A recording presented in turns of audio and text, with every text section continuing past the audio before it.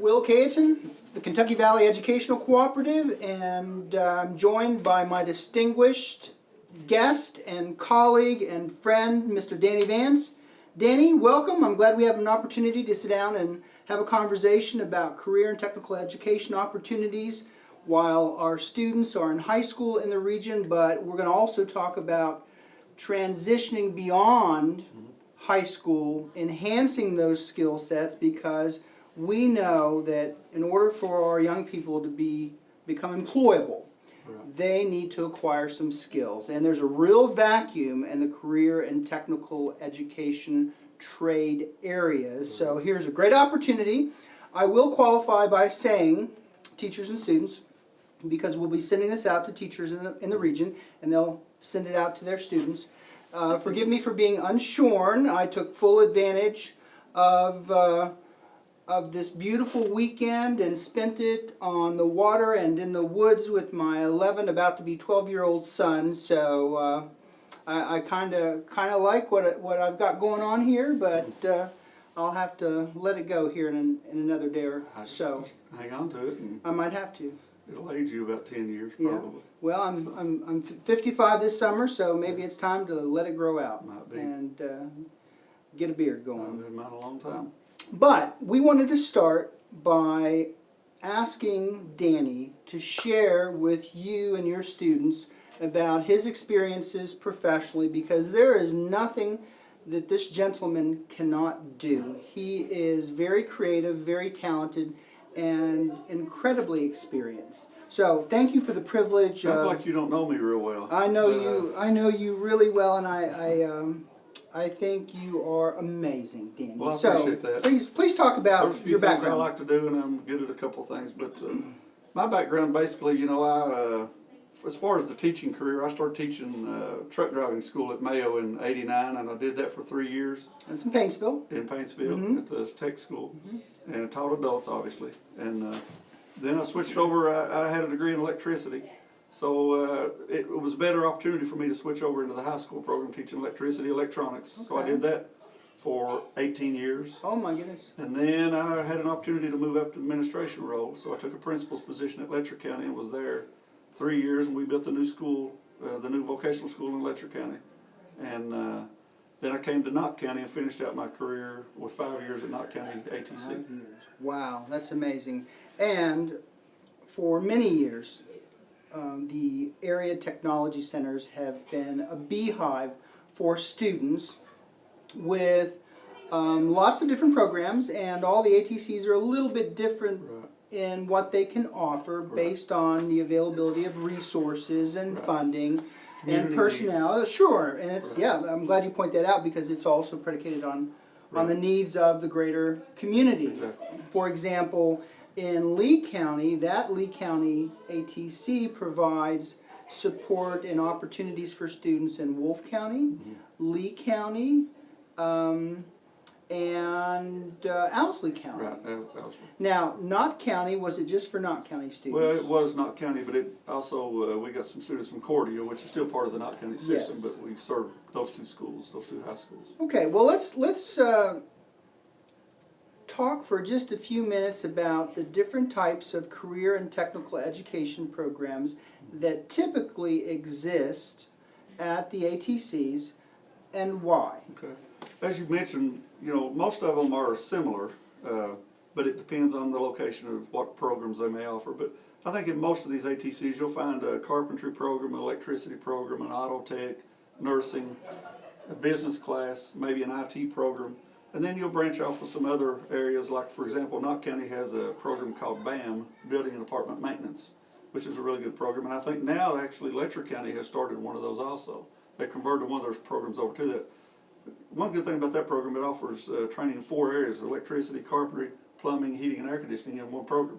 So that's a real good opportunity for kids in high school to get exposed to those 4 areas in one program. Very interesting. And then, like I said, they almost all have nursing, which puts their students into the CNA certifications, or some offer phlebotomy or medical terminology or medical assisting. So they can offer certifications in some of those different areas. Again, it depends on the need in the community where they are. And with those nursing programs at the ATC, starting out with that CNA certification is a great first step It is. toward becoming a registered nurse toward and anything. beyond. Right. Yes. You know, they get that step out of the way in high school. That's what I like about it. It does a couple of things. It exposes those students to the nursing atmosphere. They get hands-on. They got to do clinical hours right in the facility. So a student learns really quick. It's like, I either love this or man, I hate this. So what better time to figure out that you would not like something than in high school, rather than going to college and putting out all that money and then realizing at that point that you don't like it and you've wasted a year or two of your time. So that exposes these students at the high school level to these trades and lets them get a feel for it, see if they really are cut out for it.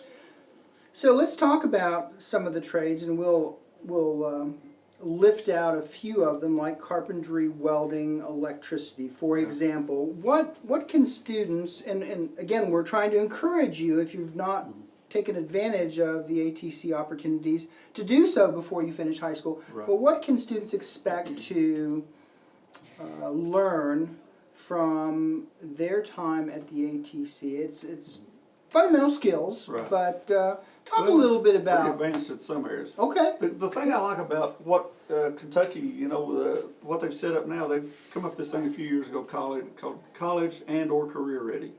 So you know, your high school, your gen ed was your college ready students, and then they kind of call the tech centers the career ready students. Well, what comes with that career readiness is, I believe I can be safe in saying that every program in these ATCs or these CTCs, the career tech centers, every one of those programs offer an industry recognized certification that they leave with. In other words, they're leaving that high school setting with a marketable certification they can use anywhere in the U.S. And sometimes that they can actually get a job doing that and never go further if they don't want to. Or they can, for example, for the carpentry or the electricity or heating and air, they have levels. Like, for example, they complete level 1 in high school toward the NCCER, which works for the ABC Corporation, which is like a non-union construction system all over the U.S. So that level 1 they complete in high school gives them a head start, and they start at level 2 once they leave high school to go to work, if they choose to go that route. Or then they can choose to go to post-secondary and then build on that certification. So, And there is a payoff to continuing that education. Absolutely. I mean, there are skills jobs all over the world. There's a shortage of skilled labor all over the U.S. I think if you read anywhere, you'll see that there are shortages of skilled laborers. But there's no doubt that any student that wants to pursue that skill, it's still better to go on and achieve that associate degree or bachelor's degree in that area and still do the skill or move to management or whatever it may offer. But their opportunities are going to be better with that degree. So, even if you are pursuing a career and technical education certification and perhaps an associate in applied science degree at the post-secondary ed level, that's college. To some degree, it's a bit of a misnomer. It's semantics in that we have historically called a traditional liberal arts degree college, and we've called the trades career ready. We've not attached the term college, but it's college. Right. It is college. It's just a different major. It's all post-secondary achievement and Yes, exactly. accreditation or And so certification. exactly, and I like to emphasize that because there are a lot of young people who are very naturally talented and end up in a career in technical education career pathway. Because they will come right out and tell you that they don't want to go to college, but guess what? They're going to college. Well, because they're, for whatever reason, they're tired of school, and they just want to go and work, but they know that they need an employable skill set, but it is college. And so it's important for us to recognize that not only is it college in the form of post-secondary education, but guess what? These folks that are working in the HVAC, carpentry, electrical engineering, welding, nursing, healthcare trades are in most instances making a considerably better living than folks that are going to a 4-year university getting a degree in communication or Exactly. business or English or history, etc., etc. So, I with can that, give you 2 or 3 examples on Yes, that. Actually, please. exactly what you're talking about. Like I said earlier, I was at Lecture County when we built the new school building over there. They on those construction sites, they'll put a board up that has the hourly salary of the workers on the job. Electricians on that job made $51 an hour. $51 an hour. $51 an hour. That's I just got amazing. off the phone with a young man just before we came in to do this video. This young man's got 1 year of college in engineering. He didn't get his associate degree, and he's now working in a plant. He's making $34 an hour. That's a good opportunity for that kid. It is. I know another young man that has an associate degree in engineering, and he works for a company that builds roads. And if I were still working as a principal, he would have made more money last year than I did with a master's degree. So those opportunities are there. That skilled tradesmen, skilled laborers are in high demand, and there's money to come with that. Yes, absolutely, and it's very rewarding work. It is. It is. And a lot of folks would prefer to work in a trade. In many of the trades, you're inside, outside, you're moving around. It's very versatile, very diverse as far as the work environment goes. Whereas, even though we get to spend a lot of time in schools, we are confined a lot of the time to our office. Right. But And- I am by heart, I am that skills tradesman. I bleed that. I did that before getting into education. I taught in the vocational technical setting. My whole career was principal in the vocational setting. That's I amazing. believe in the vocational side of this big scheme right here that we're doing. And I think it's a lot of people miss that opportunity because of some stigma that it may have. But if I had a young man that was going to be a doctor, I would want my son or my daughter to go to that vocational school and get that nurse aid training and anything else that they could get at that point to give them steps toward that doctor. Absolutely. You know? So I just think there's something for everybody in these vocational schools. And then what you're doing while you're there, you're also getting dual credit while you're in those vocational schools that you can actually apply at the college level. So it's a great opportunity. Well said. And for those students who are a little bit nervous about math, the beauty of being in a vocational classroom setting is you're going to get whatever help you need to get through the math. Don't let the math beat you. You can get through it. Right. Talk a little bit about math. math. I used to go to some of the principals' meetings at the high school, and my message to them was, we got the best game in town. Because when we decided to teach these kids math, we not only can do it on paper, do it on a calculator, do it on a ruler. For example, I work with the Build It Forward project here at KVEC, and we build tiny houses. So what better place to teach a kid about angles or math or reading a ruler or than building a house, cutting rafters, cutting floors, cutting siding to lengths, and doing the angles associated with that framework.